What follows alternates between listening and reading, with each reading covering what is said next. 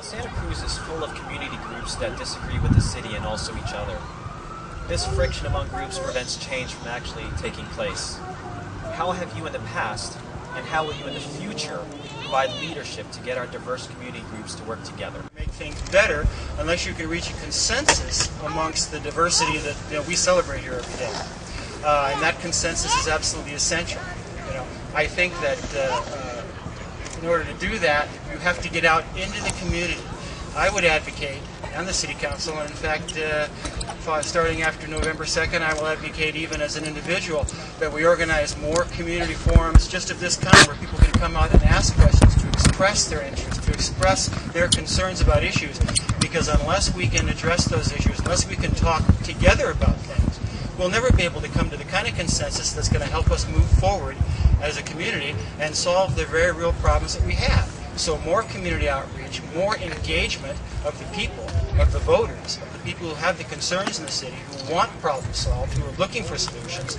That's the way that I would address that. And my experience is that I have been able to build consensus in the past, that I do think that I'm a creative thinker and a problem solver, and I think in that respect, when I talk to people, we can come to some kind of agreement about how we're going to move forward for positive change. And that's what we need. But we all have to celebrate diversity, but build consensus. And that would be my idea. Thank you, Steve. Just for the first question, can you all just introduce yourself, tell the audience who you are? They may not be able to see the name tags in front of you. Hi, thank you for being here. My name is David Terrasas, and one of the things that I value most about our community are the number of diverse viewpoints and opportunities that we have to kind of make a difference here. I mean, we have so many groups that are here that are weighing in on topics of concern in our town that it's important we look at them comprehensively, but also take away and prioritize, well, what are the things we're going to do moving forward to really make a difference in our town? So the question is, how do we take those diverse viewpoints and turn them into action? And I'll say I've done that. I've never served in any elected office, but yet I'm very concerned about economic development, public safety, and the type of infrastructure we have in our town. What I've done is partnered in my work as a neighborhood leader, as well as past chair of the Public Works Commission and past chair of the City Transportation Commission, to take scarce resources and leverage them so we can make improvements in our town. For example, there was a wall, part of our town that was really overrun with graffiti. I did some research and found out that we could leverage a city grant to put up a public art mural. It completely eliminated all graffiti over there. It's behind Kelly's Bakery. I partnered with Save Our Shores to do a cleanup. So one response I have is that we need to have increased partnerships with these community groups, such as Take Back Santa Cruz, to make sure that we're all engaged in solving the problems of today. The second is, in terms of public safety, when you see the spike in crime and gang violence in town, I think we're all very concerned and we want to see something done about it. What I did was I researched available contact information in the city and created a public safety door hanger that we've distributed out to about 8,500 homes, so people have a direct contact with our city so that we can actually not only be the eyes of our community but also direct our scarce government resource to do something of improvement. So those are just a few examples of things I'd like to see as a city council member. Thank you, David.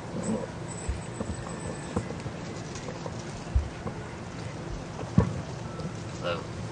Good afternoon.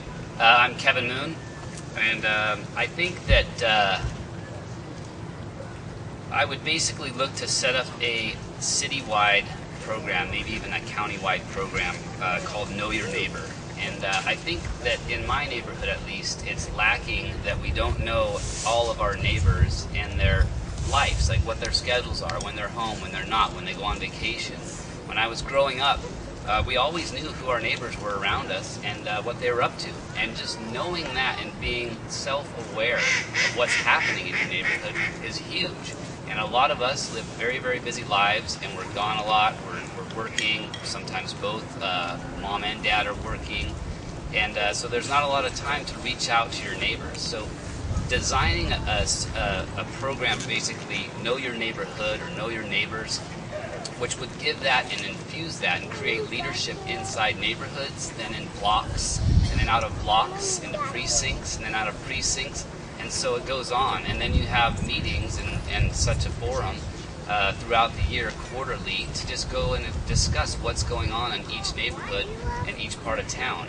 And the demographics inside of our city vary so much, but you're able to tackle issues based on neighborhoods. So that's kind of my take on community outreach, just being self-aware and situational awareness. If that were more prevalent in my neighborhood, maybe the gentleman across the street wouldn't have got his house broken into in the middle of the day and everything stolen. Because someone would have noticed maybe that wasn't the right car out front. Or maybe my neighbor's car wouldn't have gotten broken into in the middle of the night because I would have gotten up when I'd heard something. But just being self-aware, and that's it. Thanks, Kevin. Dexter, can you actually repeat the question, please? Yeah, let me do so. Yeah. Santa Cruz is full of community groups that disagree with the city and also each other. This friction among groups prevents change from actually taking place. How have you in the past, and how will you in the future, provide leadership to get our diverse community groups to work together? Well, first of all, my name's Gus Zabalos, and born and raised here in Santa Cruz, so been here all of my life. Now, about these groups that kind of don't get along, I'll be honest with you, as a lifelong Santa Cruz guy, there's only two groups of people that I know in my life: people that are cool and people who are not cool. So as to be like very specific groups that can't get along, it kind of troubles me, because I don't think that's what Santa Cruz should be all about. Now, I know for a fact, being of Latino heritage, that I know that Latinos here in town probably are not as open as they should be, and I think they're starting to realize that now. In fact, some of the community members of Latino here in Santa Cruz are going to be creating a festival in November called the Festival de Nopal, and they're putting it together to kind of reach out to the other communities here in Santa Cruz, mostly, the American white population, because they know that they really need to do a little bit more to kind of extend their hand and try to become better neighbors. So really, that's it. I don't like that groups can't get along. I'm not that kind of person. I tend to respect everybody, and I just want the same respect back. That's it. Thank you, Gus.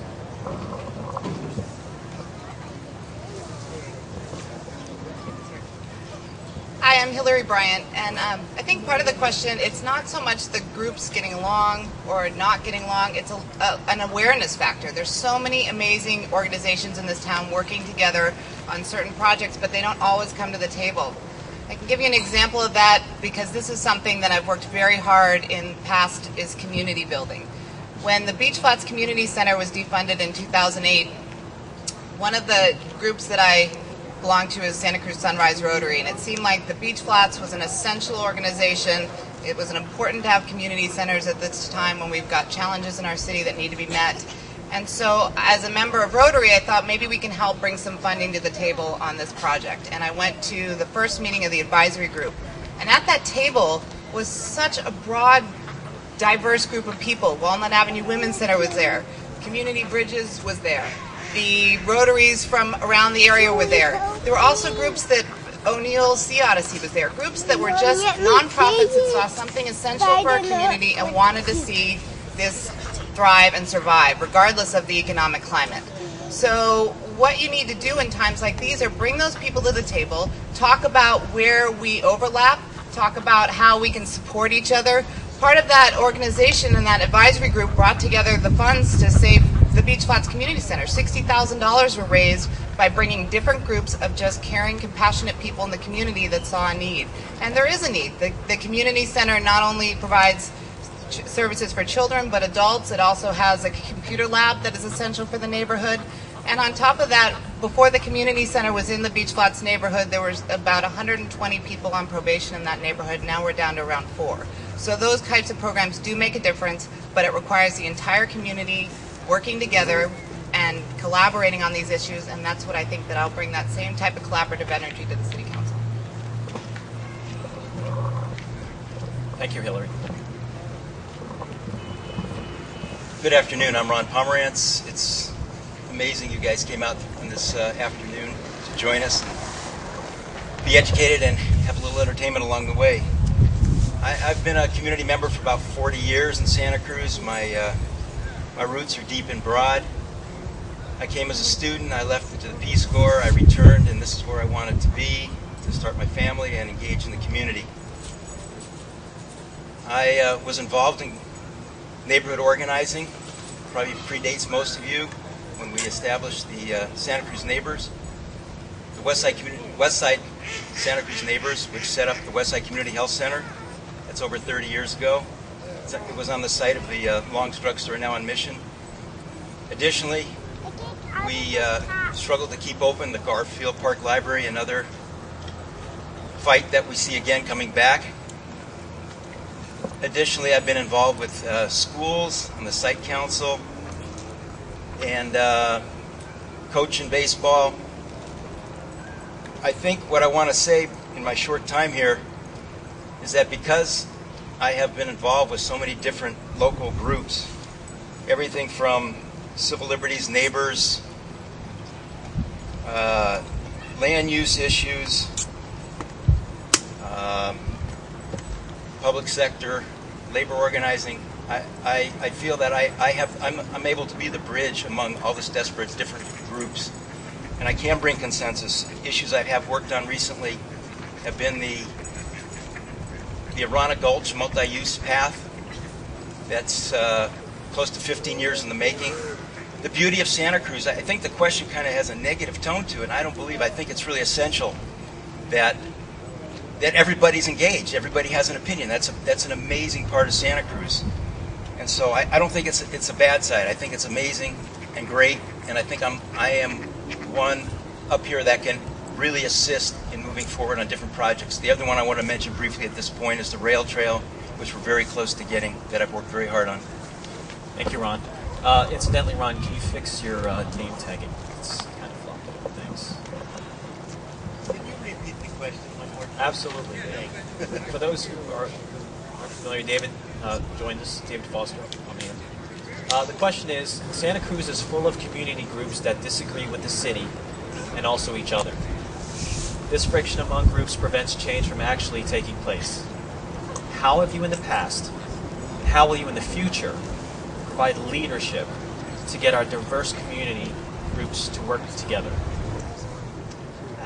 What you described in the question, my name is Lynn Robinson and I currently am on the Santa Cruz City Council. And your question describes really what parlayed my interest in working with the community and also becoming a council member. I think it is true that you really have a really large range of people in Santa Cruz that have concerns, issues, and finds a way or finds a group that really satisfies their own interests. And from time to time, you'll watch and see there can be a line drawn in the sand, and that made no sense to me. I mean, this community is so incredible, and I wanted to know I had a role in being able to help move Santa Cruz forward. So what I did actually was through working with my kids' schools, just as a mom, I'm out there as a gardener all the time, I'm really involved with local businesses, started looking around and recognizing how do you kind of affect change and how do you have a role in it. The natural place for me was just starting with all the neighbors and just making sure we were on board and knowing what was happening in the city. So many people are disengaged with what's actually happening. So I with some others became the original founders of Santa Cruz Neighbors that's really hooked up about 58 neighborhoods throughout the city of Santa Cruz that have done a lot of things that hadn't been done before. Not only did they create forums and opportunities for people to learn or meet people such as the Chancellor of the University, whereas before you never had those opportunities. Meet your chief of police, just have an opportunity to be engaged with the people that are actually the leadership of your community and be with them and among them and not thinking that they're here and you're down here and you're not effective as a community member.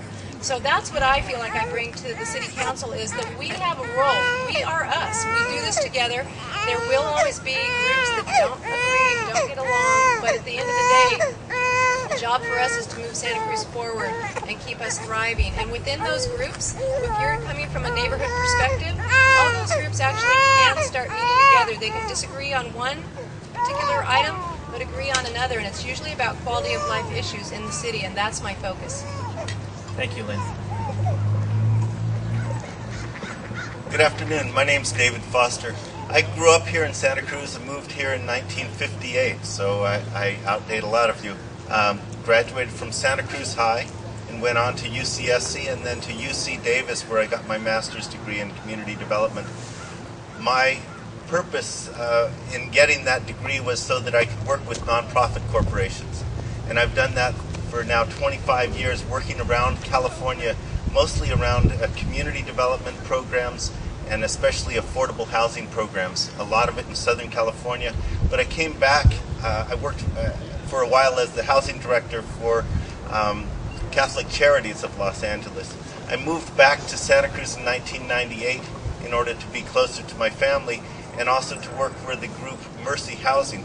Mercy Housing is the group that built the Nueva Vista project down in the Beach Flats area and really made a major change to that neighborhood in terms of getting rid of some of the dilapidated homes and the problem areas that we had down in there. And that gave the location for the community center to be there and for the child care program to be there.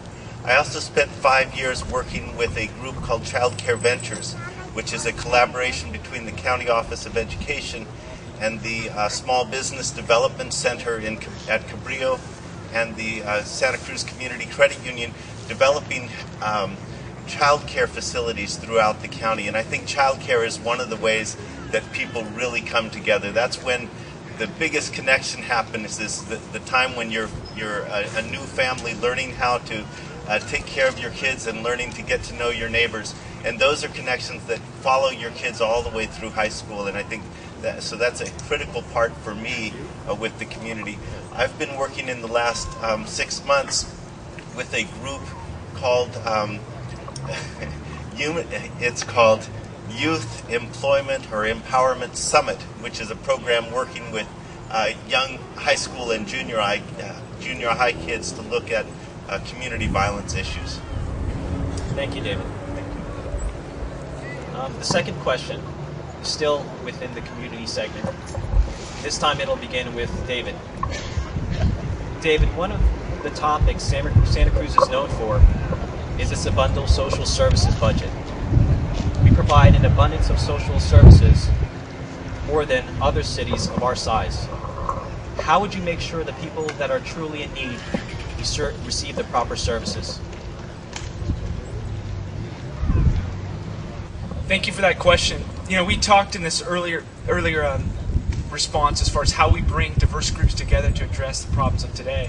This is the question you're asking really is about priorities for the future. I mean, we have issues that are going on in town right now in terms of economic development and public safety that clearly have been restricting our ability to serve our community.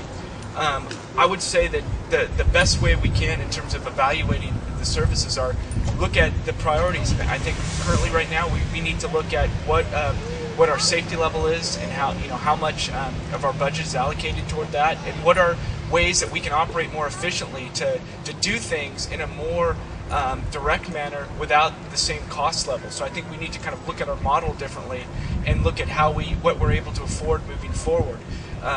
What I mentioned earlier was partnering with neighborhood groups to put a public safety door hanger at. Recently I've talked with, and that's been something where we've been able to partner with community groups and operate in a way where we're able to lessen the costs of deliver public safety services. It also frees up budget for other things, such as funding programs that will help youth and others in our town, which right now there hasn't been as much investment in some of our programs for youth. You might have read in the paper about the Weepins Community Center. It was a group for preschool students that was being considered cut. It was recently saved through the work of one of my friends. And I think that we need to look at how we can prioritize programs serving youth and family in this area to kind of address some of these underlying issues.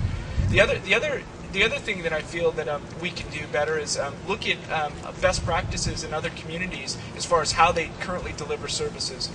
We have social service programs, but yet we could do more to partner with other groups so that we don't have as many of them that are being funded. They're more direct in the way they operate. They can operate at a lower cost and deliver services more efficiently. Thank you, David.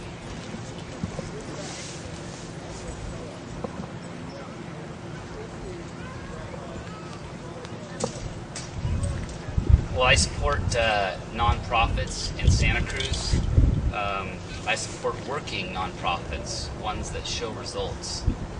I believe through audit and accountability, you can trim down nonprofits aggressively in Santa Cruz. And by doing that through a basic application, like Scotts Valley, they have a 25-page application that's a drill-down application to make sure that the monies that are going, or that they decide to go to that nonprofit, are going to be used in an effective way for the community. I think that I would like to set up a subcommittee off of the City Council to review nonprofits, at least for 2 years, so we can get some kind of grapple on how much money we spend on nonprofits and which ones that are which nonprofits it's going to. So basically, in all, strict audits and strong accountability, reporting back quarterly to the City Council, saying, hey, this nonprofit's doing a great job in the community, let's continue to fund it, or let's increase the funding for that nonprofit. Or this one's not doing so hot, it's just two guys that are making $120,000 a year each, let's cut that one. That's basically how I would approach the situation. Thank you, Kevin.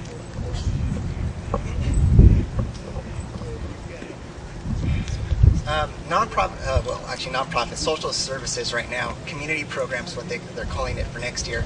The problem that we have with community programs right now is I don't think they're being allocated correctly. Just so you know, the city spends $1.1 million a year on these services. And why I say they're not being allocated correctly is because I think there's a large percentage, a large majority of the people in our city here that don't get the proper amount that I think that they need. For example, children, child care, women crisis, elderly especially. I work with the elderly, so I know that there's a lot of people there that don't have a very good pension, they don't have a lot of support financially from the government, and they struggle. And I think our city should be there to help them out because they are part of our community. As to why it's not being allocated correctly, just to give you an example, about 17% of that goes to our homeless center. So that's $175,000. I mean, for example, elderly care, I think, is about $20,000 a year that our city dishes out, but then they pay almost 8 times more for homeless. And let me tell you something about the homeless. Most of those people are not from our city. So we're dishing out 17% of our city's budget for people that are not part of our community, never were, and have no intention of ever being part of our community. Because if they were, they'd go through the program, pass it, and then they would stay and be here and work, and they don't do that. So that's what the problem, I think, is. We're going to have to look at it. I'm very critical, and I will definitely take a look at it to make sure the money goes where it's supposed to go, and whatever is left over definitely goes to other things that we need, something like public service and emergency response. Thank you, Gus.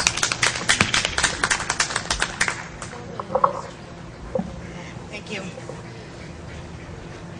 We need to take a look at this in 2 different ways. We definitely have an incredibly generous community. Santa Cruzans step up all the time and time again. When we see something, we rally behind causes, and that is a tremendous asset in our community.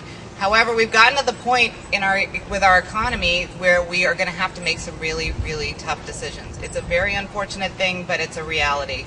If we can't get our economic drivers going again in this city, the choices are going to be very hard. Do we prioritize our services over our public safety? That's a tough decision to make because the services are incredibly important. So at this point, I think in terms of social services, there's a value to them. We need to have them. Government, part of what my belief government is there to do is to give people a hand, and how can we help out and help people up. But it can't be always going to the government to take care of these problems. Sometimes we have to look outside of the government, and how can we develop some partnerships? How can community groups take over in areas where they see the need? For example, we helped build a track and field at Santa Cruz High because there wasn't the funding there, but we thought it was important that the track and field be built. Community Bridges took over at Beach Flats Community Center because it saw that there was a need for that community center. How can it help?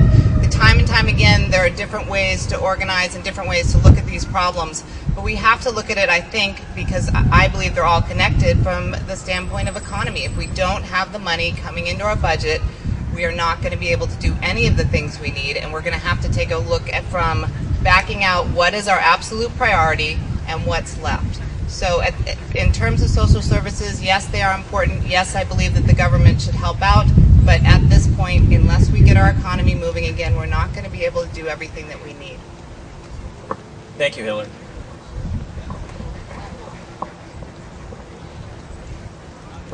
I start from the premise everyone in our community must be safe. Everyone. With that said, we're talking less than 2% of our general fund budget goes to social services. By any measure, it's underfunded. Even in terms of the police. What social services do, it keeps police from being social welfare workers. They're law enforcement. They shouldn't have to deal with the drunkard on the street. They shouldn't have to deal with the homeless in the same way they do. That's what social programs are all about. Social programs are not the magnet for Santa Cruz. On the hierarchy, there's somewhere around 6th or 7th that draws people here. What brings people to Santa Cruz is the beauty, same reason we're here.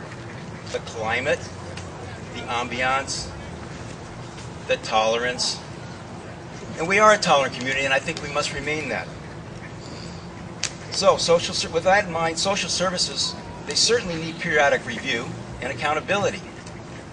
And that is underway, it's been done, and there's no reason not to keep doing it in the future. Short-term solutions that I advocate for right now, so there isn't the false dichotomy of choosing between funding core services of police and fire and social services, is to support Measure H.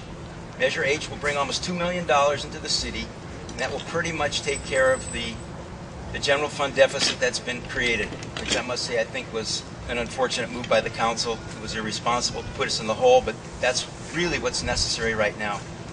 Additional monies in the short term is Prop 22, which is the parks program.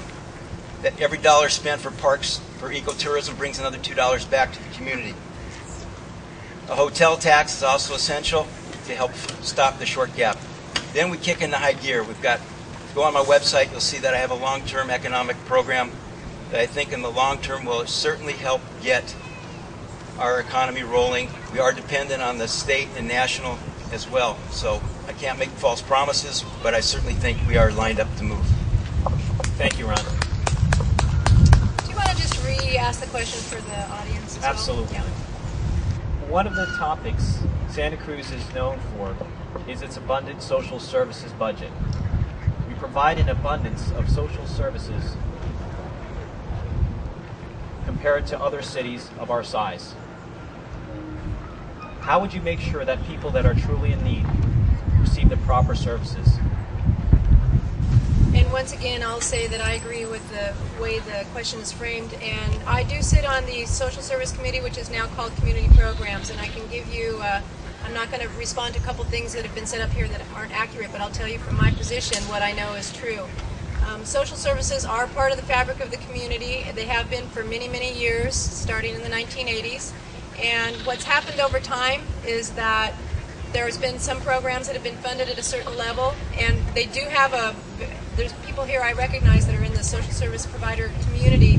They know what it takes to get through and get funded from the city. There's a very long laundry list. It's very involved. There is an audit. All of those things already exist. But what I noticed when I got on the committee, and the changes that we're making now, is that you have to really look at what do we need and who needs to be served now. Not back to the 1980s or the 1990s, but now 2010. Who are we?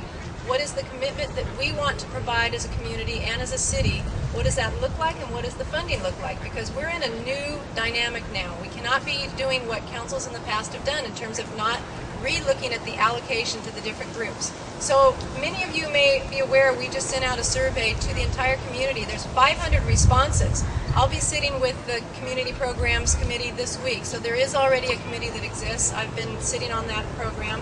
And it's a real big sea change. And what will come out of that is really appropriate funding for the groups that really are serving and meeting the needs of who we are as a community now. I'm extremely supportive of that. What that quantity of dollars will be is going to be a shift. We've actually, the community services and social programs had up to $2 million at one point in the past. We're now down to almost at $1 million, and we need to even really look at how the city will be using that paradigm in terms of our income and what we can provide, because I think there might have to be a shift there as well.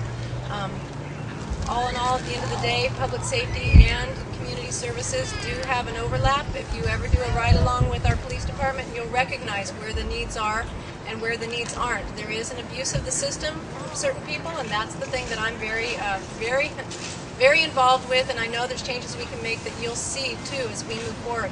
I went out at 9 o'clock and stayed out till about 1 or 2 in the morning. In both cases, what the police officer that I was with was doing was making arrests of people that were, petty theft and public drunkenness, those kinds of issues. They were taking, in one case we arrested a 24-year-old woman, graduate from Santa Cruz High, or Harbor High, local, and she was a heroin addict. So we spent hours booking her in and knowing that in the morning she was going to be released again without ever seeing anybody related to drug rehab programs. That's a program that should have been, the time spent with her could have been done more effectively by a social service provider rather than a police officer who could have been out doing the more critical issues around violent crime issues. I think Measure H is a critical way that we can bring in additional funding. I applaud the commitment of the City Council to find the additional $1 million for the police department. I think we can make that same kind of commitment, not that same dollar level, but I think that same kind of commitment to provide for our social service programs. Our homeless population, I think, is real interesting to look at. It's a situation that I don't have the answer for, because our current program is efficient and is effective, but it's only able to serve about 20% of the homeless population. So we have a real problem that's beyond what we can solve easily. But I want to say that the people that we see on Pacific Avenue don't necessarily represent the whole homeless population. There's families with children, people with disabilities, and that makes up the majority of our homeless population that we need to be serving. Thank you, David. Thanks. Santa Cruz is a great city because Santa Cruz is a good city. In my memory, we've never turned our backs or ignored anyone of our citizens who is in reduced circumstances for any reason. We have always provided services for the disadvantaged, for the disabled, and for the dispossessed. And it is our responsibility as civic leaders, as city council members, even in a shifting economic dynamic, to make sure that those social services are maintained, that people who need services get services. Can our social services organizations be more efficient? Yeah, sure they can. Can we have a more equitable distribution of costs amongst agencies? Sure we can. But as far as I'm concerned, and any time that I'm serving on City Council, I will take the responsibility to make sure that we serve every person in this city who needs a social service, be they disadvantaged, be they disabled, be they dispossessed. It is our obligation, our responsibility as a great city and as a good one to maintain those services. Thank you, Steve. All right, now comes the very exciting portion of our question and answer section, to lighten things up. It's called the lightning round. Everybody has paddles in front of them that correspond to green or red. Green means yes, I support it. Red means no. First question is, do you support Measure H?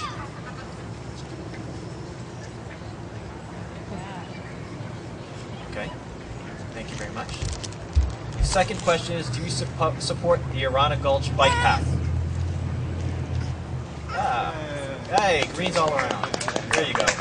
Well, it connects, our city. So, of course, man, it's a transportation issue. We've got to start getting bikes on the road. Gus, you'll have a minute afterwards to explain yourself. I thought it was Got a little bit off track here. Sorry. Are you for the rail trail?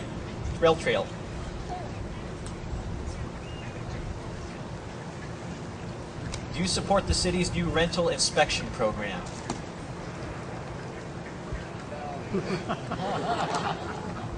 Hillary finally says yes, she does.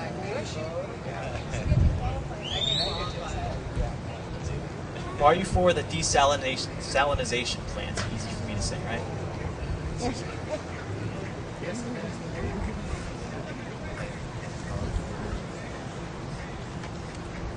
Are you for elections by district?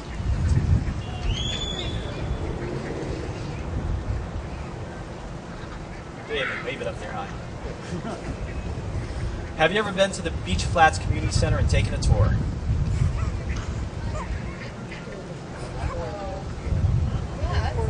Yes.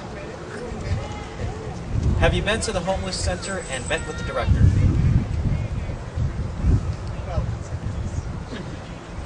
Thank you all very much. You're now given at least a minute. It's optional if you'd like to clarify your position on any of the topics we just brought up. Like I said, it's entirely up to you as to whether you'd like to do so. Okay. My answer, yes, to the desalinization plant. I just want to clarify a little bit on that. Just because of the last 4 decades, we haven't been for storage, so we have no control over our current situation as far as not creating any more storage. So we're really left with no choice as far as expansion. That the desalinization plant will be come to fruition. We don't really have a choice. Kind of what I mentioned about Arena Gulch, in case you guys didn't hear. Just opening up to the city, you know, for bikes paths. You know, I think it's a good thing. Our city has a lot of open spaces, just like Pogonip, for example, Arena Gulch. They're untapped resources, and the more people go and use them, I just think that overall it makes the community a much better place when you can go to some place that's actually beautiful and is being used properly. Thank you, Gus. On the desal plants, real quick, it's just there's a lot of expense involved, a lot of studies that still need to be finished, so I wouldn't unequivocally support that until I knew all the information. And the rental ordinance is a struggle for me.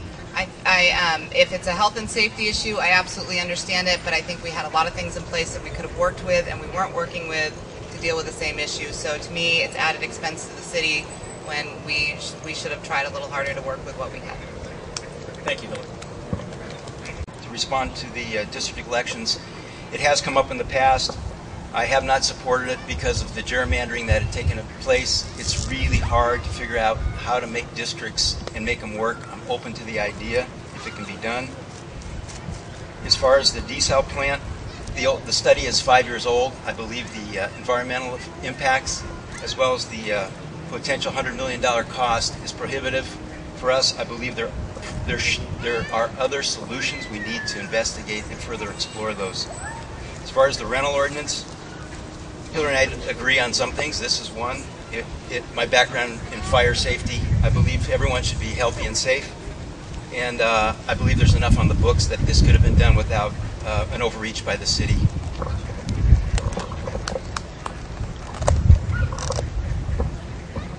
Actually, I felt like my paddles kind of gave you my answers. I can tell you a couple more, but you're trying to press on for time, so I'm happy to pass.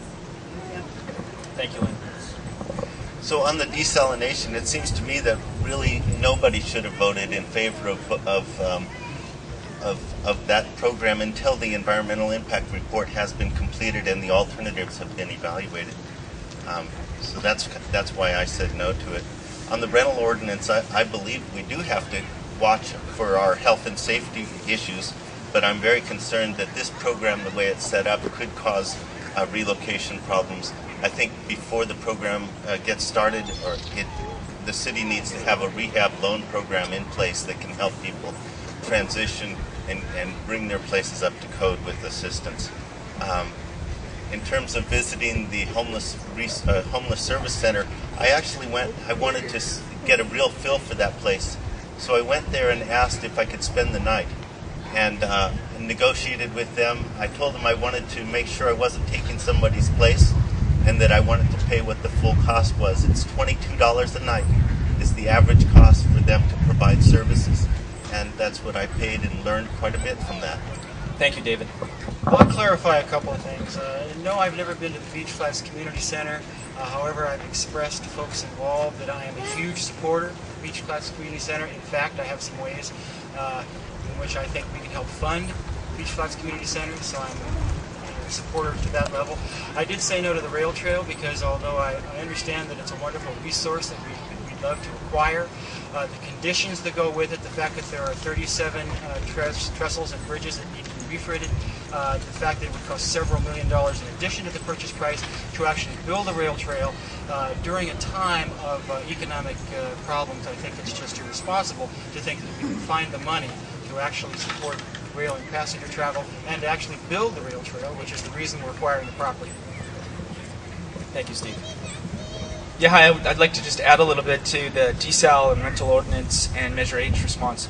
With desal, this has been a long process where the entire community, I think it's been over 10 years, they've developed the integrated water plan where they've made decisions over numerous years, and I do believe that we need to wait to see what the EIR says, what the environmental impact report says about whether or not this is the correct course of action. So that's something where I'd like to temper my response in that way.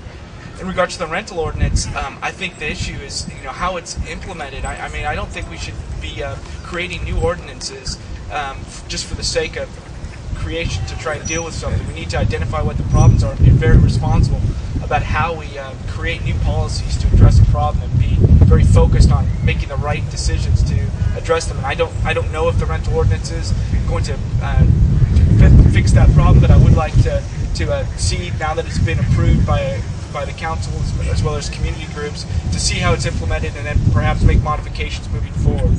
The last is, in terms of Measure H, I think the issue there is how we reform structurally our budget. We have a revenue that doesn't match our expenses. We need to look at other programs such as volunteers and policing with the sheriff's departments to start looking at ways where we can reduce our costs to deliver valuable public services. Thank you, David. So that concludes our community portion of our question and answer. Don't get up because I still have a whole hell of a lot more. So now we'll move on to safety. Let's begin with Gus. Or you. Yeah, okay. Okay. Our first question on safety is, Pogonip is the epicenter of what is being called Heroin Hill. Therefore, city parks, police, and fire have all recommended an all-access trail in Pogonip to reduce criminal drug activity and illegal camping. We are also now seeing increased crime in and around the levee. Do you support the Pogonip Trail, and do you have any other ideas to reduce illegal activity in Pogonip and along the levee? Sure, Dexter, I'll respond to that. I do support the development of Pogonip. I believe, as far as bike trails, I believe as far as the levee and Pogonip and other surrounding areas in town that are overrun with drug use, just need a big response as far as being pro-development in those areas. Pogonip is a beautiful place which can be used for a ton of recreational things as far as biking and also weddings, and it can be developed into a real cool area, I think, that can be used by the community.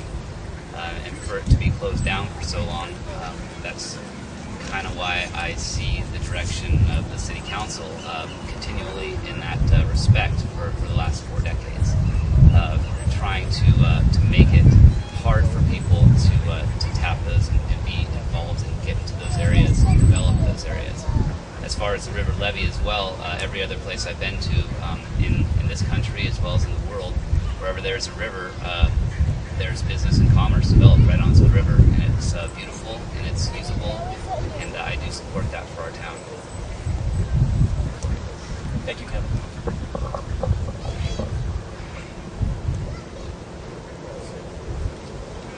Okay, as to what I think I've already mentioned Pogonip earlier, and I absolutely think that every open space available to our city should be available to every citizen to use however we would like.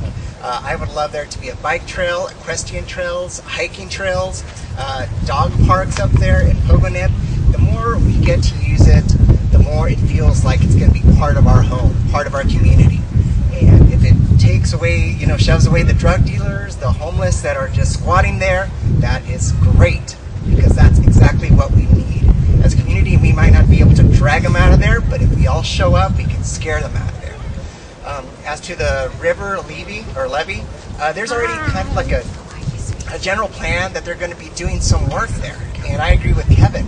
I really do think that we should really take a serious look about moving some of our commerce right onto the river. I think it'd be a beautiful thing to have. I think it'd be another attraction, you know, for the future. Maybe come up with maybe a 20-year plan, a 15-year plan. But the only thing I really would like our city to do is not to waste so much money on doing a bunch of, a lot of, like, what's the word? Studies. Thank you very much. Which I think is where a lot of our money goes to. I mean, you nickel and dime all these studies our cities does, and it adds up. For example, the Pogonip Trail, the 1.4 mile that they're going to do, we're going to spend about $25,000, $30,000 to do a study on it. It's taken, what, 6 months to do already?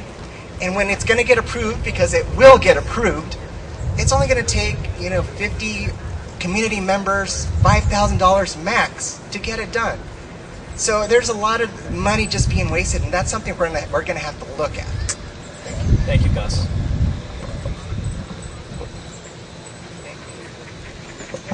I was on the Parks and Rec Commission, so I voted for the Pogonip Trail. I believe in the Pogonip Trail. I think it's important, and it almost goes back to, this is almost back to the community question, because the Pogonip Trail is a great example of where different groups that don't always come to the table on things all came to the table and said, yes, we want this to happen. The bikers and the equestrian people don't always get along, but in this case, they all came, they showed up, they said, yes, we want this trail to happen because we believe it's important. And it's not important just because we want to recreate there, but it's important because that is our park. We should be allowed to use that park. That park has been taken over by people who should not be using that park.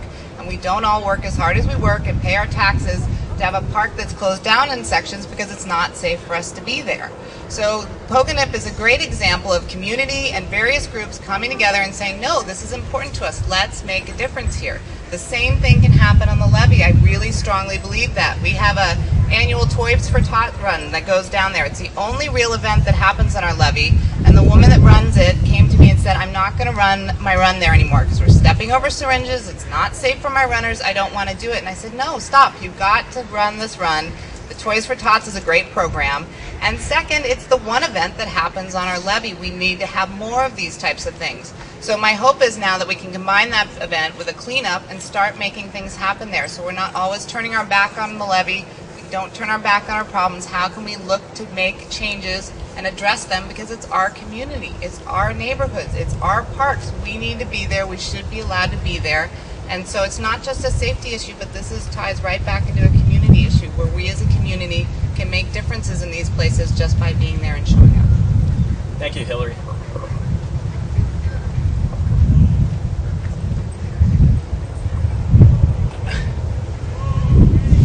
What I want to say, and how my role on the council would be, I would hope I'm a balance and a voice of caution. Clearly, I want safety in the entire community. That includes the levee and Pogonip. My question is this the best plan for that? I'm not sure. I think that's exactly why we need to do the research and the study to know. If we build the trail, we're going to push the problem further back into Pogonip. No one can answer that question. Think about it. You don't want to push the problem further back to make it even harder to address. Let's wait for some more information until we make a final decision. Clearly, I'd support access for all into the green belts. That's why I'm for years and years a proponent into the Arana Gulch area and have a multi-use path through there. So I think to frame the question to say, jump on it, you got to do it. Well, of course, some things take time. You've got to build consensus. As we all have talked about today, we have a very diverse community. We have different points of view at looking at stuff. We can move ahead. We will move ahead. We will have a safe Pogonip and River levee. Thank you, Ron. I was very much a part of the Say Yes to really invigorating what we can do in Pogonip. And from my point of view, you don't wait and let your drug cartels take over your public spaces. And that's what's happening. We have so many other opportunities here right now, and what I do is like to put resources together that hit it head on. So when you have opportunities like we have DEA in town right now working on other issues, you put those resources to your best use where you need them. So for those that don't think there is an issue in Pogonip, or they haven't seen it because they're not experiencing it firsthand, I don't want you to experience that. You shouldn't experience that. I don't want our law enforcement to experience that. It's beyond what you want your law enforcement to deal with, because you've got people in there that want to make sure that it's theirs and theirs alone, and what they're doing there is illegal activity 24/7.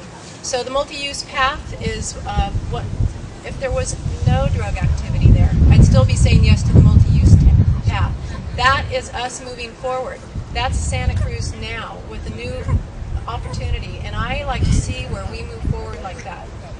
I know there's a master plan that's not allowing that in terms of its current use from 1990, but we're now in a different era and a different time with people really wanting to use the facilities in a different way. And actually there is a great plan. It's kind of a public-private partnership with other opportunities with the clubhouse. There's things that, I mean, if we had the time, I could show you plans that we have for the river levee, but it takes both a strong economy and the property owners to turn our back away from the back of the river to the front of it.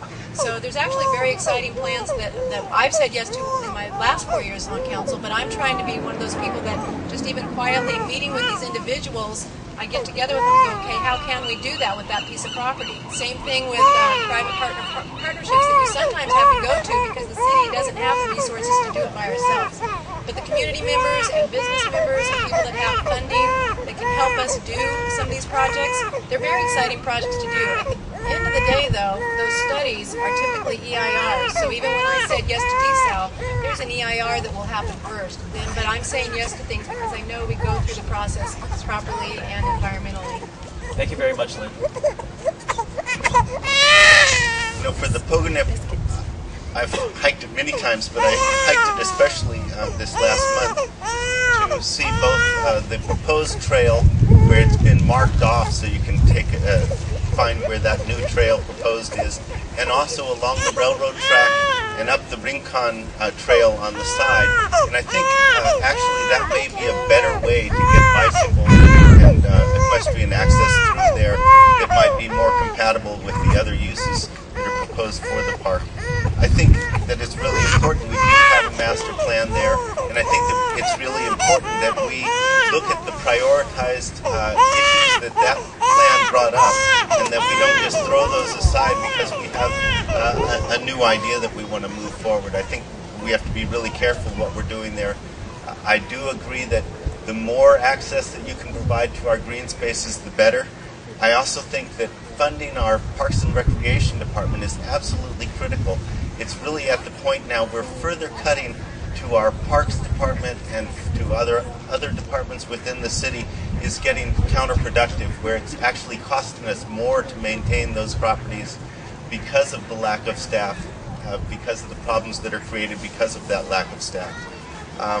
In terms of riverfront development, I do think that our general plan has a special program looking at the levee area and trying to develop programs where we'll have housing or mixed uses, where the second floor will be restaurants and that kind of thing that can open out straight onto the levee. And I think those are incredible things. They're part of our new general plan that's in process now. We're having an environmental impact report that we'll be approving in the next year. And then after that, the municipal codes that will be changed. I've worked for the last 3 years on the General Plan Advisory Council, the last 6 years on the Planning Commission to see that those things move forward. And I do think that the city is working towards a plan that will make some real changes along the levee area. I'm in favor of the bike and walking path in Pogonip, absolutely, but I do think it takes a concentrated and cooperative effort between the people of Santa Cruz and the City Council to actually go and take back the Pogonip. That's what we have to do. You've seen evidence of other groups being able to take back certain areas of the city. The Pogonip should be no exception, particularly since it's a greenbelt area, particularly because everybody should have access to it. In terms of the riverfront levee, I have long advocated for the creation of a beautification program, Riverwalk, a true Riverwalk. As Kevin mentioned, you go to a lot of other cities in this country, particularly San Antonio, you see beautiful Riverwalks.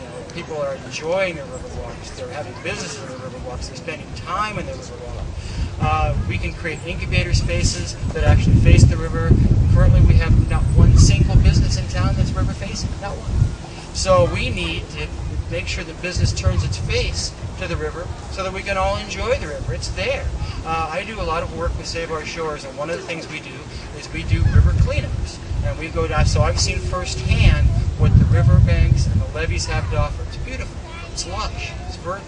You know, it's something that everybody should enjoy, but we can't enjoy it unless we create access to it. And the key to creating access to it is making it economically viable, making it business friendly.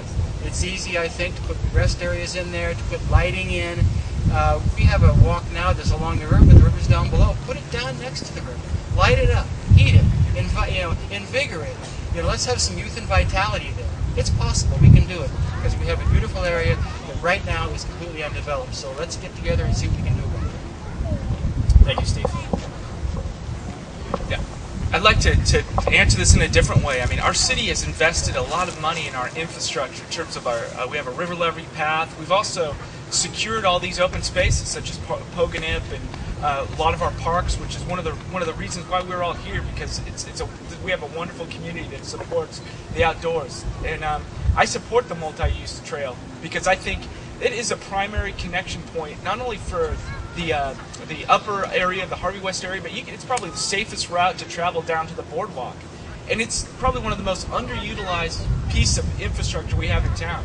We need to do much more to get people out there to really appreciate what we have, because we're spending an inordinate amount of money just to patrol it and keep it safe. And I think what we need to do is provide more access so that people have these opportunities to really appreciate the space that we have.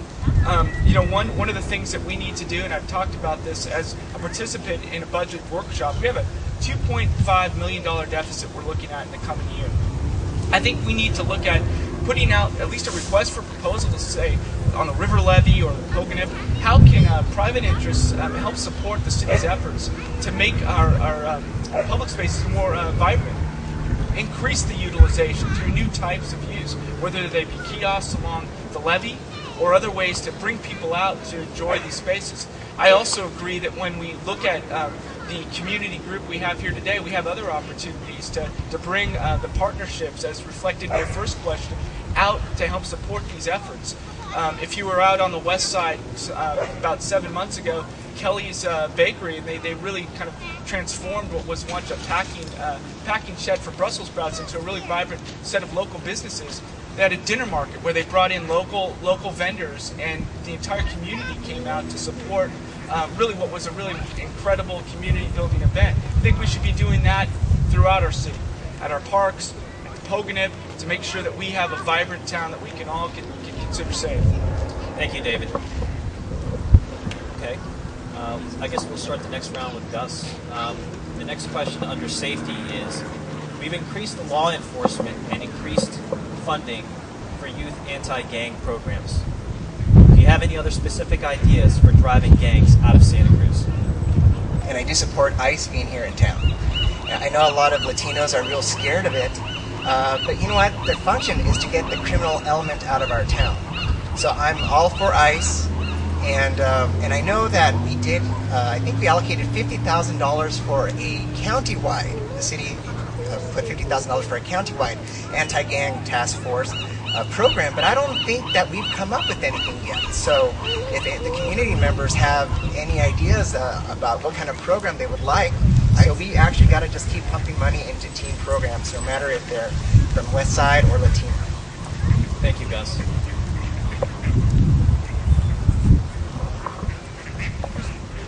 Thank you.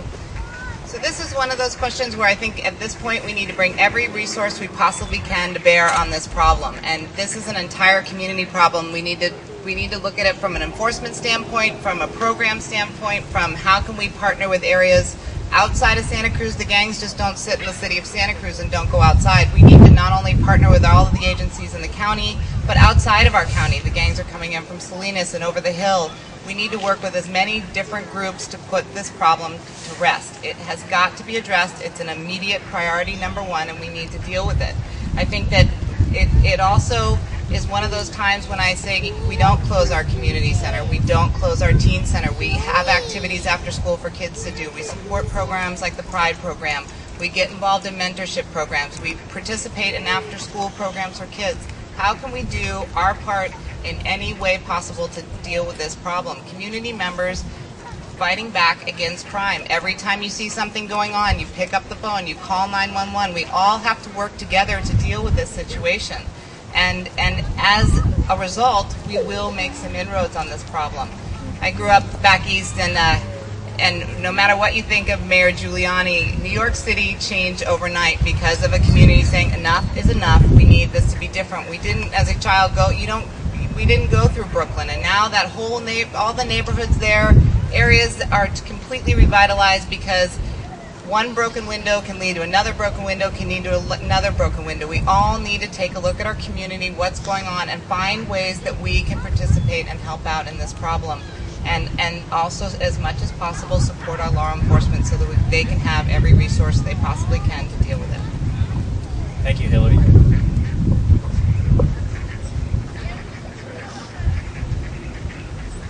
The issue of gangs certainly is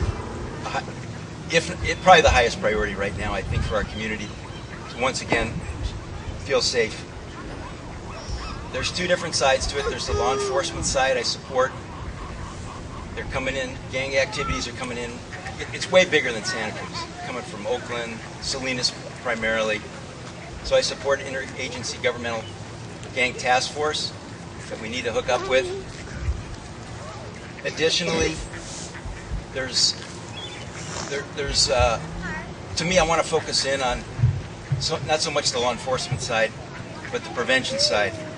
If kids don't have belonging and significance, what are they? They're gonna gravitate towards gangs. So we might be able to, maybe in the short term, knock it out, but we really have to look at it a long-term way of dealing with the problem. So I think the NOLO, the neighbors of Lower Ocean, have a great model that we should be looking at, that I support, as I understand it now. They're starting youth sports leagues, keeping schools open late, beautifying neighborhoods, creating jobs, apprenticeship programs through unions, through schools. Kids, it goes back again to the social programs that we have to support. Not only support them, but enhance them. It's what are going to keep kids out of the streets, out of trouble, occupied, and they won't. There's not going to be a reason. It's not an absolute, but they're not going to have a reason to go to find their identity within gang activity. So with that said, there's lots of things, graffiti program, anti-graffiti programs, the sports programs through Barrios Unidos, community centers, Beach Flats community centers, Absolute, the Teen Center, Familia Center. These aren't luxuries. We have to support and maintain these. Thank you, Ron.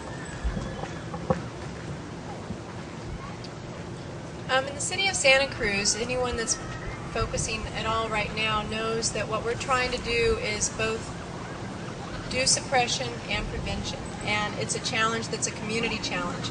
And I think it's one that's been interesting because in the past people have either wanted to ignore that it's really part of Santa Cruz, they wanted to just deny that it could be possibly happening here.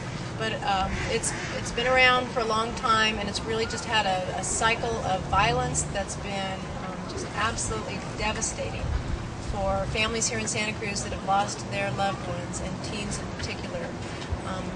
And what we really need to do, from my perspective, and the things that I've been focused on, it's kind of a twofold piece.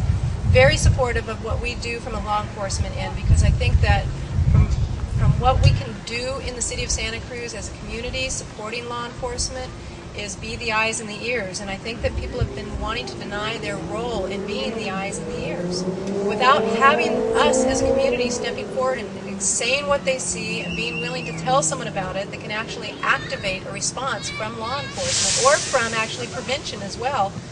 We don't really further our goal of really getting gang activity out of the city of Santa Cruz. Good things have been said here because those are things we're already doing in terms of working regionally. A lot of this is coming out of the prison systems, as you probably know, and it's way bigger than any of us really have a grapple on in terms of understanding where that mentality comes from. It's multi-generational.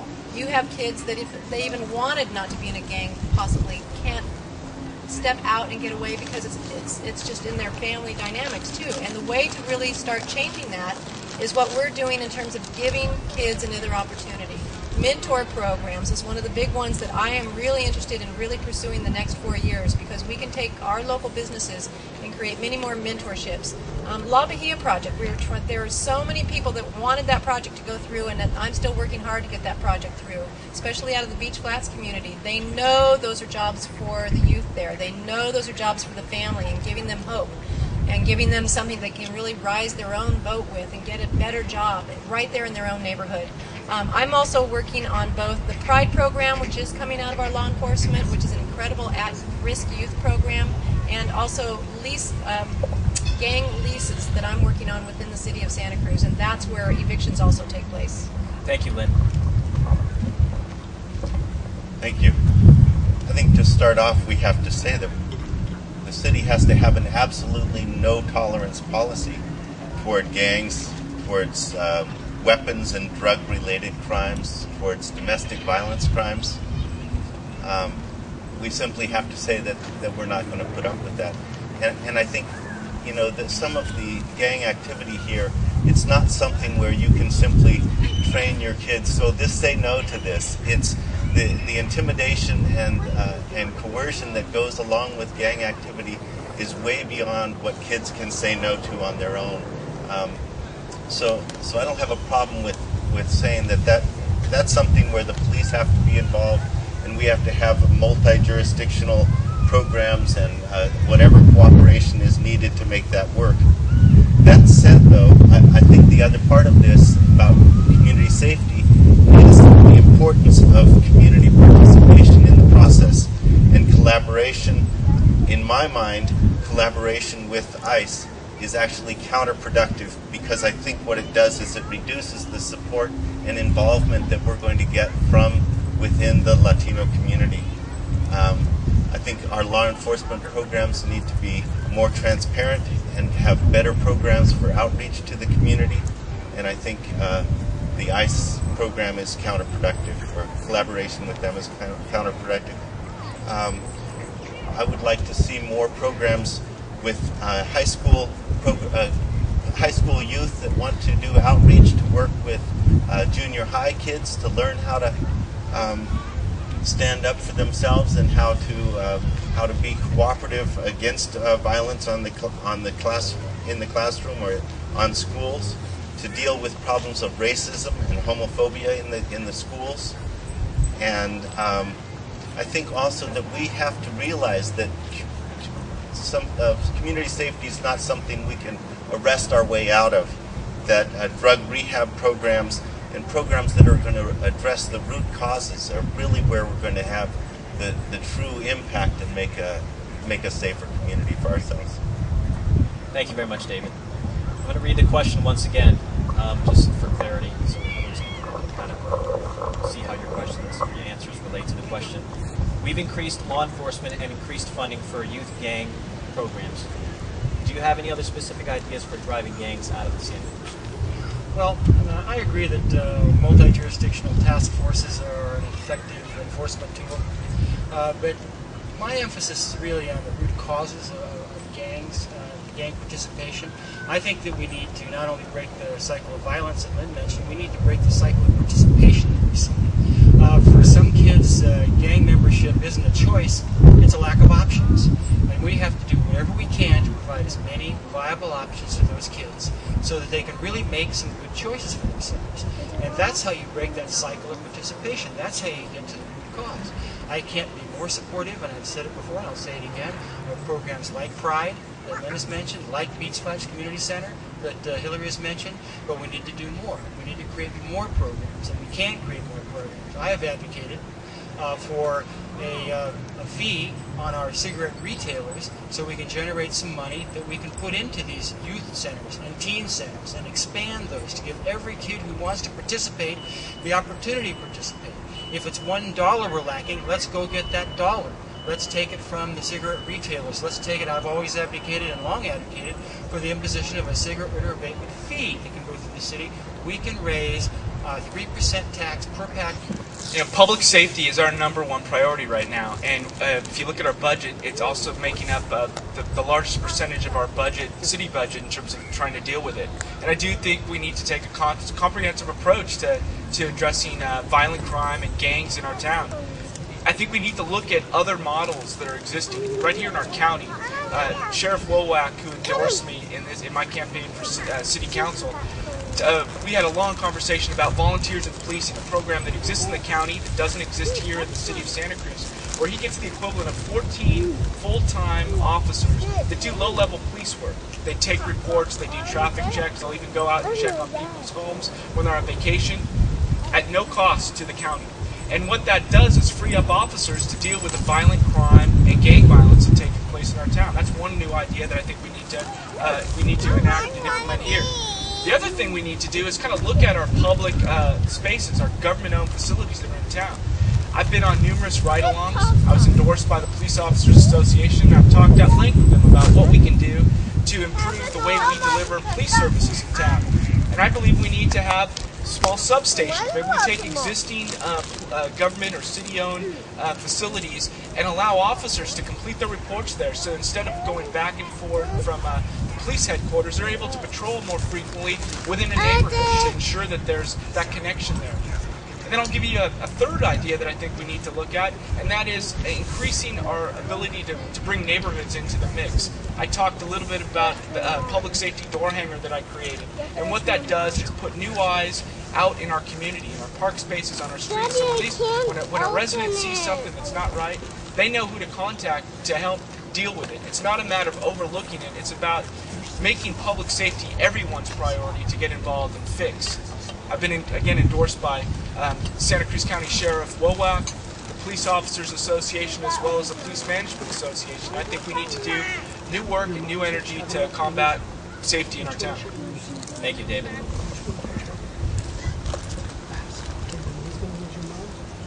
Gangs are a business, flourishing business in our town right now. The beach flats Serranos, I will put them on notice when elected into city council.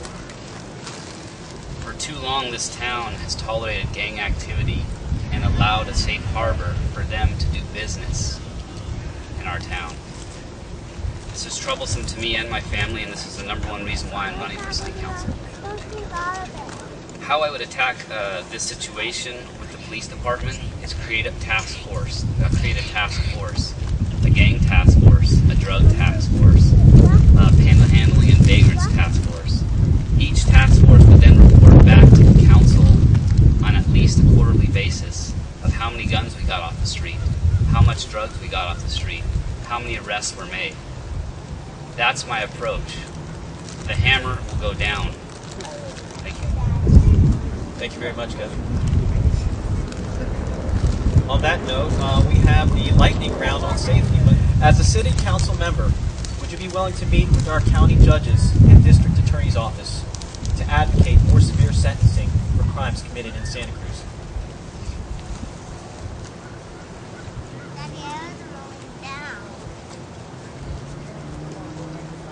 I think that's good.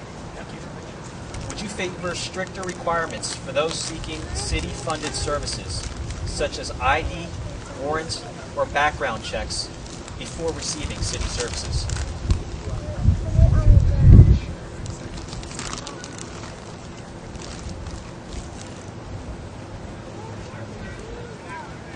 Thank you.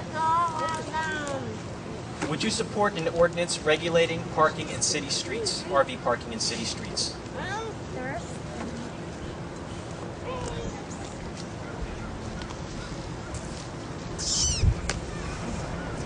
Thank you very much. Do you support the camping ban?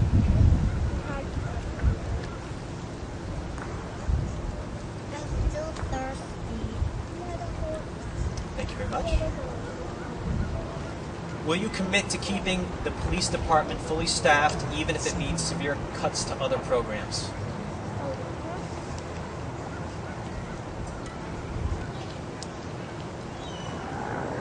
Thank you very much. Are you for the legalization of marijuana?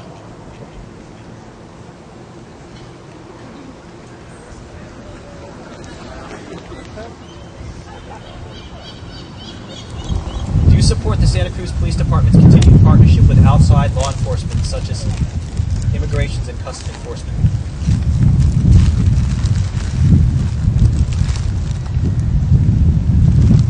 Okay, thank you very much. Okay, now you can have a minute to clarify or defend any stance that you've taken.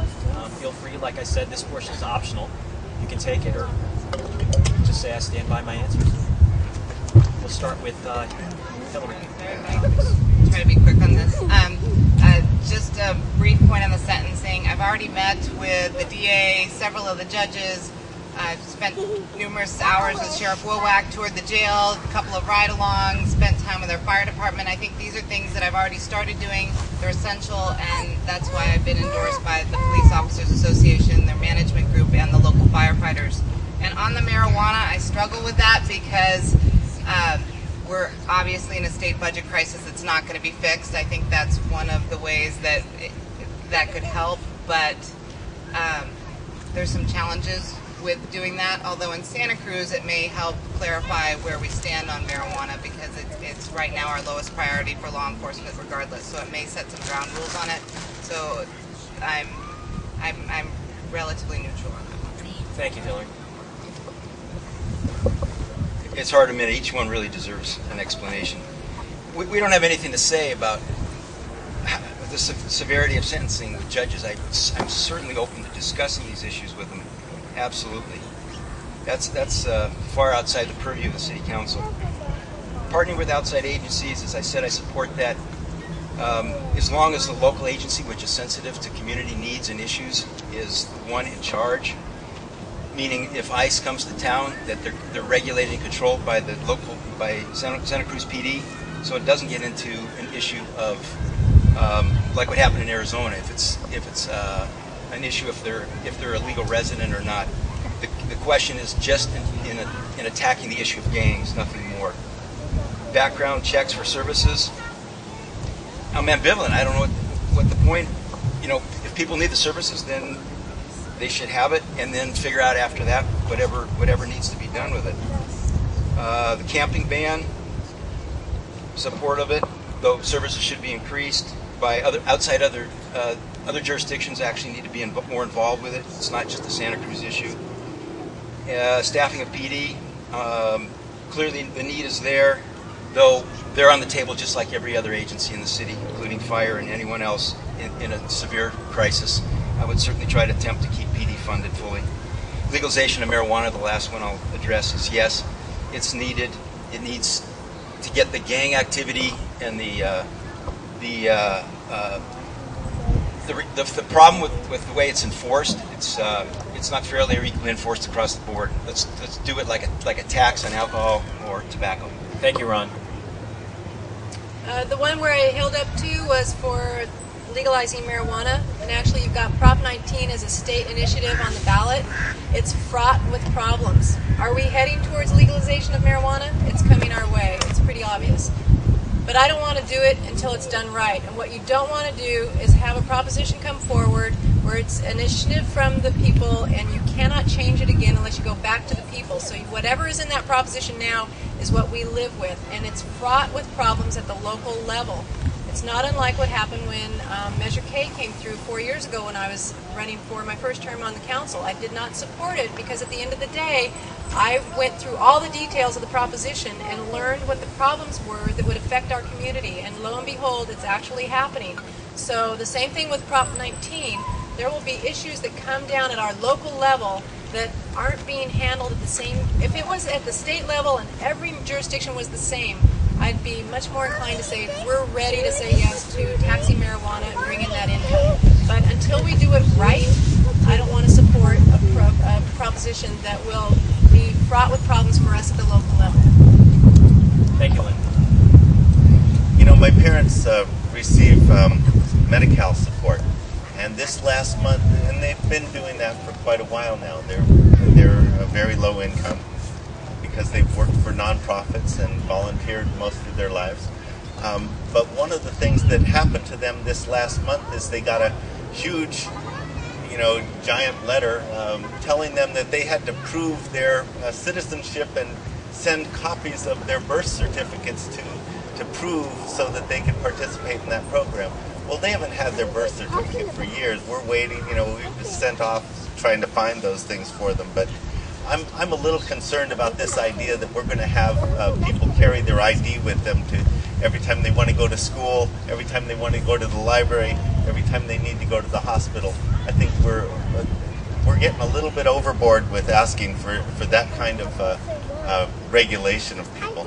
I'm very concerned about that. Decriminalization, I think it's coming. I think there are going to be real problems in making the transition to it, though.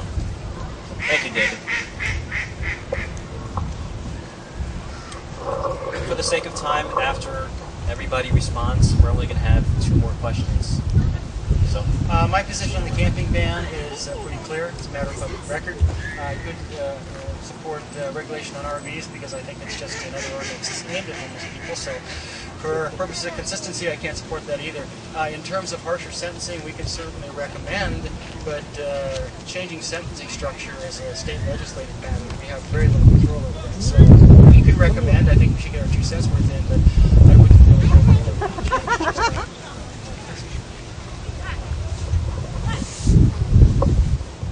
I'd just like to say that I think that list of questions was so broad-based. I feel as a community we need to take a new approach to how local government operates and really focus on some of the local issues that are affecting our town. One of the things that questions regarding the stricter requirements for eligibility of services, I'd like to say we do need to review how we're spending our money and what is giving us the greatest return, the greatest public benefit in terms of leveraging our scarce dollars in ways that really make improvements to our community. As a city council member, I will take an energetic approach to look at all the issues that are facing our town in a way that meets the needs of our community, to address public safety issues, to address economic development, to really reinvigorate in our town in a way that we haven't seen in some time. And I'd like your support for that. This is a group of families, and I think we haven't had, as a parent, people on the council recently with young kids that have the eyes of our community in a different way, in a different perspective, but also looking at the needs of those that are less fortunate, that also need to have that support network to make sure our community remains vibrant. So I'd appreciate your support. Thank you, David. Okay, as to the legalization of marijuana, I'm in support of it. I really do kind of see it as a revenue for our city or even for our state. And honestly, I don't see marijuana being a big thing as even being as harsh as alcohol. My father-in-law's been smoking pot he was a hippie, so he's been smoking it for 45 years, and he's just a mellow guy. And most of my friends that smoke are just mellow people. They're not going to get all angry. They're not going to be fighting. They're not going to be on the streets, pushing people and causing ruckus. They're not. And as to background checks on social services, I'm in between. I would like that, to be quite honest with you, because I like it to be more of a priority. If you're from this city and there's documentation that you are were a contributing citizen, then you should go on top of the list. And someone who's from out of town, get to the bottom. So that's it. Thank you, Gus. Our next question will be on local economic development. And the question is, the La Bahia project, as proposed, will bring in $500,000 to the city, create jobs, and help boost our image as a tourist destination. Do you have any other ideas that would help boost our sales tax revenue, which is sorely needed?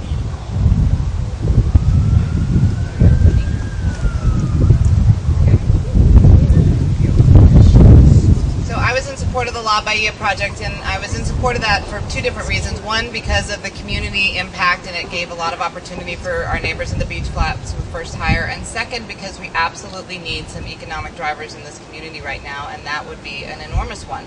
I think there's numerous opportunities for more of larger economic drivers. I think that we also need to take a look at what we already have here. We've got about 4 months of the year where people use Santa Cruz as a tourist destination, but I believe that should be a year-round occurrence. We have Shakespeare Santa Cruz, we have great passport weekends with our local vintners, we have festivals that go on all the time, amazing world-class surfing competitions that happen here. People come from all over to compete in triathlons. There are numerous events where we could capture those people and say, don't just come to Santa Cruz for the day, but stay in Santa Cruz. Go to dinner in Santa Cruz, spend the night here, go to breakfast the next day. We need to capture these opportunities. I also think as a small business owner, we need to encourage the growth of our small businesses, make it easier for people to start a business here, and make it easier for them to continue to maintain and operate their businesses here. Whether that's incentivizing it from the city level or looking at new ways for people to start those businesses. In San Jose, they have a business portal where people can go online and find out everything they need to know about starting a business. There's no reason why we can't have that same type of service here in the city of Santa Cruz without hiring additional people. Can we tap into technology and find new ways to make it possible for people to bring their business here, stay in Santa Cruz, and instead of driving over the hill, capture those same people and relocalize that in Santa Cruz? Thank you, Hillary. I heard a two-part question. One has to do with the La Bahia, and the other is other ways to fund. Ron, would you like me to read it again? Yeah, why don't you?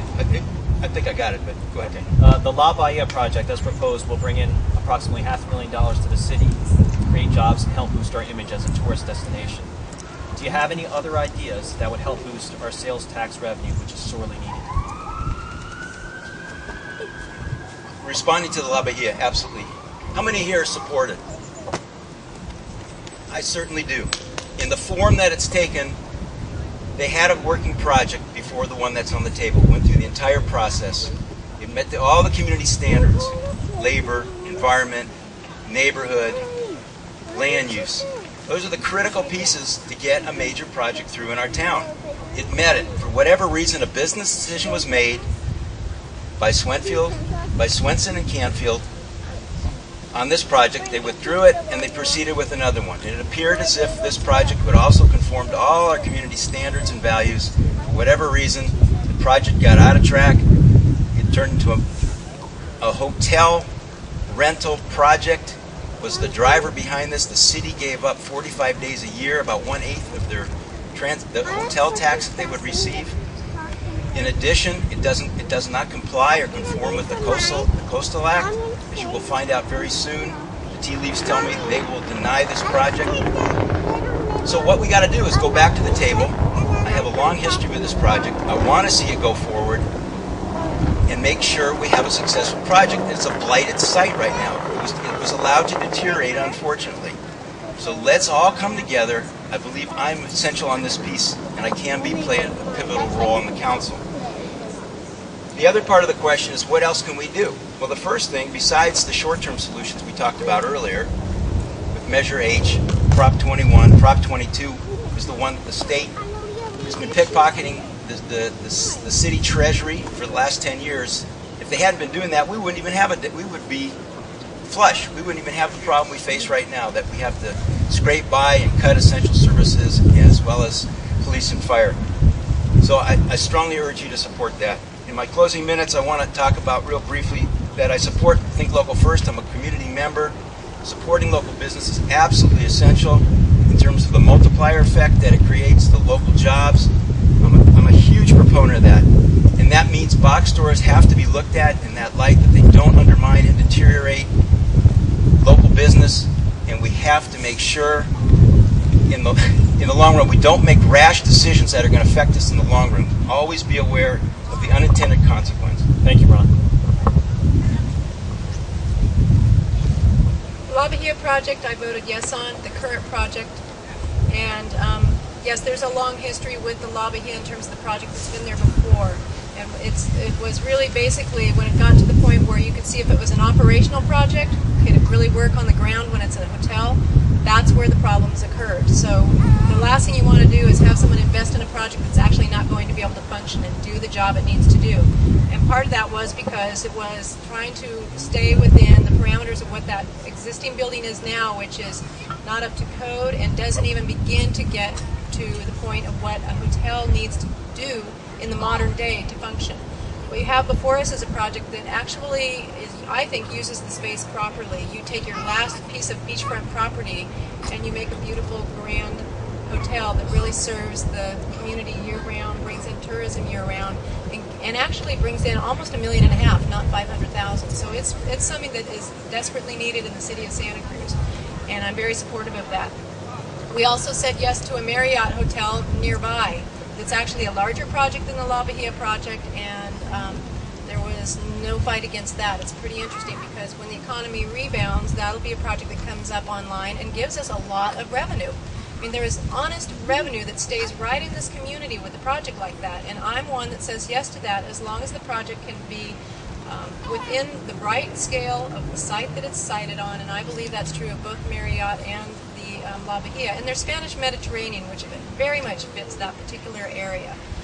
Also, another thing is Zero Motorcycles that we just really recruited heavily through our Economic Development Department, through the city, is a new example of us going out and finding businesses that fit us really well. They'll be manufacturing here. Everything about them will be located out of Santa Cruz. That tax base that comes from them is huge for us. And those are the kind of things I love saying yes to because, again, it fits the value of Santa Cruz. Because if you have a business that can put all, I mean, if they were manufacturing somewhere else or their address location was somewhere else, we wouldn't get any of that benefit. But when you can recruit to Santa Cruz, which is what we're doing very, very actively, and the council that I'm a part of right now is very, very proactive in that sense because that's what you want is both a mix of larger businesses and small businesses that can come to this town, but what you need for them to function also is a really strong infrastructure, and people don't recognize sometimes our roadways are an impedance to be able to have more businesses come in. So I focus on improving our infrastructure as well. Thank you, Lynn. I think if we're going to have economic development in the city, the first thing that we need to do is move forward with our general plan. It's been 3 years now that we've been developing it. The environmental impact report is now underway. Once it's in place, then we have our municipal codes that have to be brought up to code and brought up to date. And those are critical things that we need people that have that experience and have been working on that. I've been on the General Plan Advisory Council for 3 years, so I'm ready to make sure that those programs move forward so that we can have things like the Delaware project that allows for better easier industrial development work.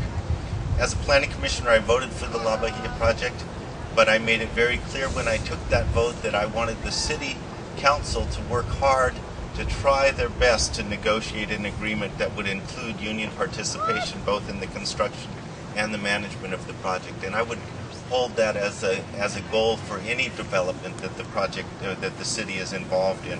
I support hotels and mixed-use development, residential development, mixed-income residential development in the downtown area, and also along the beachfront and on Ocean Street. I think those are areas in the general plan that are laid out for that purpose, and I would support that. I think that's it. Thank you. Thank you, David.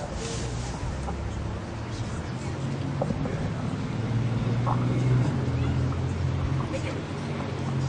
Well, the first part of the question is, do I support La Bahia if it confers a financial and economic benefit on the city? Well, of course I do. Secondarily, how do we enhance sales tax revenue? Well, we do that by revitalizing and reviving our local economy. Now, how do we do that? In my opinion, we do that by creating more jobs for our college graduates, local people who are going to create for us the new generation of ideas. We do that by finding more placement for them in green tech, high tech, and biotech businesses. We do that by supporting projects like the Project for Innovation and Entrepreneurship, which is a collaboration between UCSC and local business people to get the UC graduates and the undergraduates into businesses so they can start working locally. I support the efforts of Santa Cruz Next and Next Space, which creates incubator spaces and networking spaces for our young business folks. I would advocate the creation of a city space program. It would be expansion of that, so we'd have lots of incubator spaces for these young people coming in and creating and revitalizing our business. And secondarily, I would advocate the expansion of our green building program. We're not starting from ground zero on this. In 2007, the city created a green building program. Santa Cruz itself is about 90% built out, so maybe for us it's going to be green renovation, green refit, double painting our windows, putting in rainwater catchment systems. All those things can be done by local construction people, local tradesmen. All that money comes into the local economy, it creates sales tax revenue, it revives our economy, and all of it is local, stays local, and grows local. And those are the two things I think that are most important. Create jobs for our young folks and get this green building initiative going and get our green economy going, so that that's going to contribute to our sales tax base and help revive our economy. Thank you, Steve. You know, it's been said in the past that state government is the laboratory for the nation. The innovation that takes place at the state is what kind of drives the national government to make change. Well, I believe today that's not the case. I believe local government and the innovation that takes place here is what's going to change our state to operate more effectively and deliver the types of services that we desperately need. And so the question was, what are 3 ideas that we can do here to boost our tax revenue? And I'd like to give you 3, and then also one to talk a little bit about the infrastructure we can do to make improvements. The first one is, you know, I've talked with business owners. I've been unanimously endorsed by the locally owned business owners. We need to have a single point of contact within our redevelopment agency, so when businesses want to start here, we make it easy for business owners, potential investors to invest in our town. Someone shouldn't have to go out to multiple departments to try and research what permits they need. That should happen immediately. Second thing we need to do is long-range look at partnerships with UCSC to create zoning and land use so that when researchers on campus leave because they don't have their own space to develop the types of new technologies that will create jobs here, we need to create those opportunities for them to stay and build upon their research and expertise so jobs can happen and remain here in town. And then the third thing is, we don't do a good job of listening to business. We have a reputation of being a poor, business-friendly town. You know, we're not very focused on business. I think we need to listen to business owners. A friend of mine who owns a business here in town for the past 30 years said no one in the city government had ever spoken to him about what kind of needs he has. I think that shouldn't happen. We should go out there and seek out what types of problems need to be solved by our local government so we can help them grow their local businesses and towns in ways we haven't done in the past. And I agree also, we need to take new approaches in terms of investing in new infrastructure in town. And I have an idea where, you know, we have deteriorating sidewalks, which to me are great links to our new businesses, new commercial spaces such as the New Leaf on the west side, the business district in Seabright.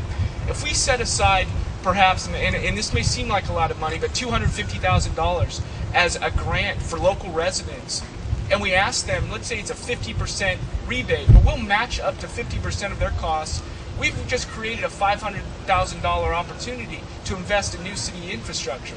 We need to be creative about the way we look at our scarce revenue and find ways to rebuild this town. Thank you, David.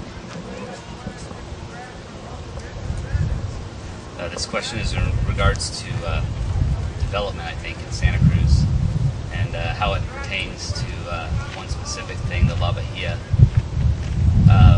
They haven't broken ground yet, and it's been 7 years. I think this is why people don't develop in Santa Cruz or want to redevelop here and bring tax base here. Barry Swanson has spent over $2 million in entitlements and been sitting on this project since before I was married, like 8 or 7 years ago. So you make it really hard to have all these ordinances and stuff up so where you can't redevelop in Santa Cruz and you can't build a tax base unless it's approved by the whole town, and the whole town's never going to agree on specific things. So peeling back those ordinances and making it easier for these guys like Barry Swanson, Sid Slater to build and develop, and a lot of times they're very generous in how they build, and they are open-ended companies, they're not union, but they do pay a prevailing wage. But that's I think the biggest issue. Cleaning up downtown would be huge to attract a better business base and some more tax revenue. Maybe a convention center, something on a medium scale, kind of like Monterey County. And as far as the big box stores and stuff like that, maybe they don't fit here in Santa Cruz, and I can see that. But we relinquish a huge tax-based revenue to the county, basically. They're getting Marshalls, and they're also getting Target. Everybody loves to shop at Target. I don't care who you are. Those are going to Capitola, which is a city of half our size, and they will generate a huge tax base off of that. So we still have it here. You're not going to get away from those things. You're basically giving the money to somebody else or to the county. So I think that's the big problem is the 4 decades of a poor mindset on business and development. Thanks. Thank you, Kevin. Well, I think 2 or 3 things pop out at me. What our city, what I as a councilperson can do to raise sales tax here. Number one, we have to be smarter as a city where our money goes. And I'm just going to put this out as an example. The city recently got $5 million from the federal government for stimulus. And that money was going to go to the Tannery Media Arts Center. It was awarded to an out-of-county builder. A Santa Cruz City builder actually put the bid on it, but I think they were like $500,000 too high. So in trying to save $500,000 of $5 million, the city basically gave up every single opportunity to gain $1 of that back because local businesses were not given the opportunity to get that money back from the workers and from the company themselves. I mean, the local business could probably got their supplies from Big Creek Lumber and things like that. So that money, I think, just basically went away and somebody else got it. We could have had the possibility of getting $5 million back from our city, and yet they give it all away. Number two, I think jobs. We don't have jobs. We don't have blue collar or green collar jobs here in this town. Over the past 20 years, they've all gone away. I remember my friends' parents worked at Lone Star, Wrigley's, Lipton, all these places. They were able to provide for a family, buy a house, and by the time I was of age where I could have gone to these companies, they all disappeared. And there's nothing for the future. Now, someone said zero motorcycles. Well, that's a start. But we've got to come up with a plan for more jobs to be developed by this city. And if we spend a little bit of money, it's all going to come back to us because it's all going to be local and all it's going to be sales tax because our people are going to be buying here in our town. And also another thing, just like Kevin mentioned, I think downtown, if you clean it up, more people will come because I know people from over the hills that boycott our town and even from Aptos boycott coming over here because they just don't like the way our streets look or they don't like to be panhandled and harassed every single time they come over here. So that's it. Thank you. Thank you, Gus.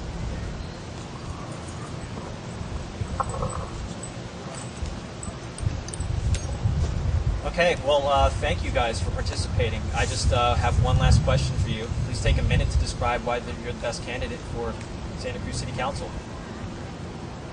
It's kind of a general question, I know. We can cover any of these, but... Well, I thank you all for coming and participating and being informed this afternoon.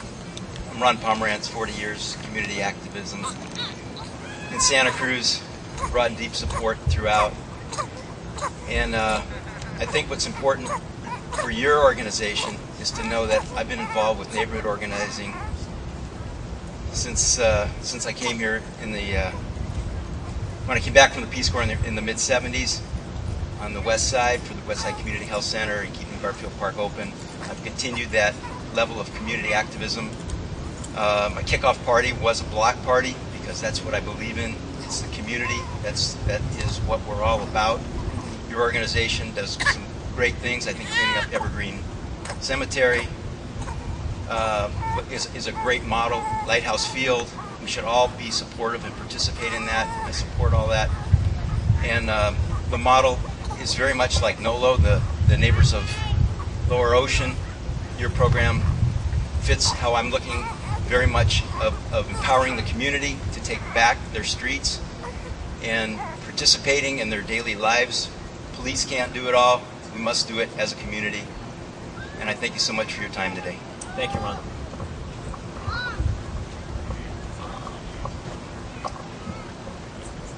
Well, I feel like I'm your best candidate. I stand here very strong in terms of the work I've been doing my first 4 years on the council, never having to step into something locally in terms of local politics like this, because you take a huge commitment when you decide to become a city council member.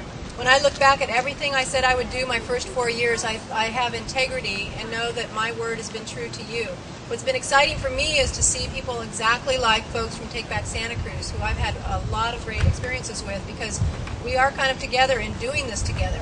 I'm no different than you are, except that I've decided to step up and do this crazy thing called be on city council, because it takes hours and hours and hours out of your personal life to serve the city, and I've been really proud to do it. I work really hard.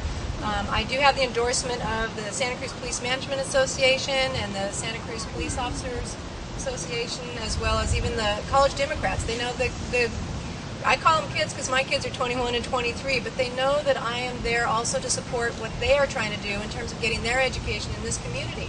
And I think there's exciting things happening up at the university. I was part of the historic agreement we did with the university. As well, I really work on the day-to-day issues that affect us, the quality of life issues, particularly public safety, and how we keep our businesses going strong. And I think that what you want to do is have someone continue that understands our budget really well, has taken a leadership role already, and I'm ready, and I hit the ground running because I'm already there doing the hard work, and I understand the city issues very, very deeply, and that's what you want on the council. Thank you, Lynn. I believe that Santa Cruz can become a place where children can afford to live, where our children can afford to live here, where we can produce zero waste, where we can walk or ride our bikes or take public transportation to school and to work, and where we will have green jobs and where we can earn a living wage. I've worked 6 years on the Planning Commission, 3 years on the General Plan Advisory Council. I serve as a volunteer on an advisory council with the Community Action Board.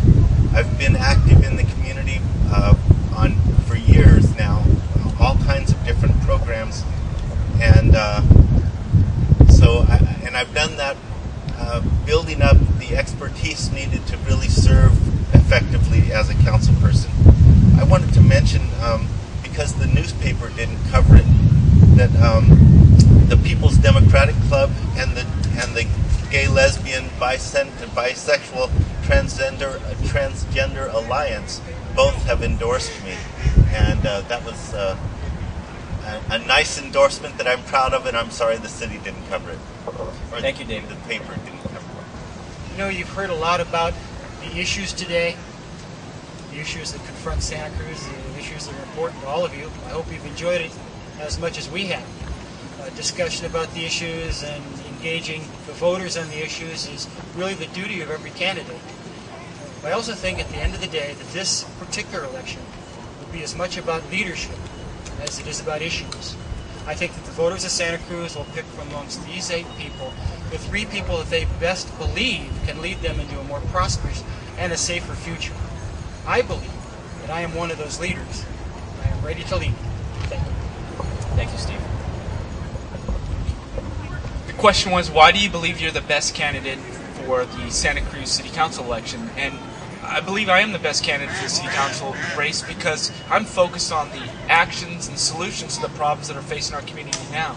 I feel we need new energy and ideas in City Council. We need new perspectives from people who, like me, have never served before, but yet have a record of action in our town to deal with the issues that are facing us. And I mentioned earlier about my work to increase public safety. I partnered with J.D. Santella, who's here, who's endorsed me in my campaign, who's a founder of Neighbors of Lower Ocean, to distribute a public safety flyer in his community and to provide resources to community members to deal with safety and policing in a new way. I've also worked with community leaders on the west side to revitalize neighborhoods where there's blight, where it's been overlooked, to put up public art by leveraging scarce resources, again, city grant, and create new opportunities for residents to get involved in making our town shine. I also feel that in terms of economic development, one of the ways you can look to who the candidates are the supporters as well. And I've been endorsed by leaders in public safety, in the small business community, and I've talked with them at length about my views on what I can do to revitalize local business, to create more revenue opportunities and the types of jobs to get people back to work. I think that in terms of a new energy to council and my proven leadership as a commissioner of the Public Works Commission, past chair of the City Transportation Commission, I want to also make sure we invest in the type of infrastructure for the long term that connects neighborhoods, that strengthens projects, and make us all feel good about where we live. Thank you, Dave.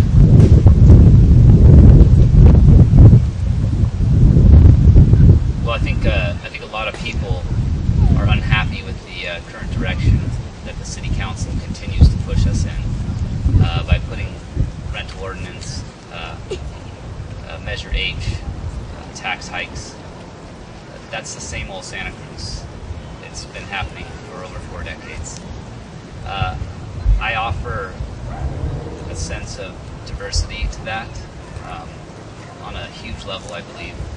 I do offer extreme leadership and the ability as a layperson to lead this city in a direction I think that it hasn't seen in a long time.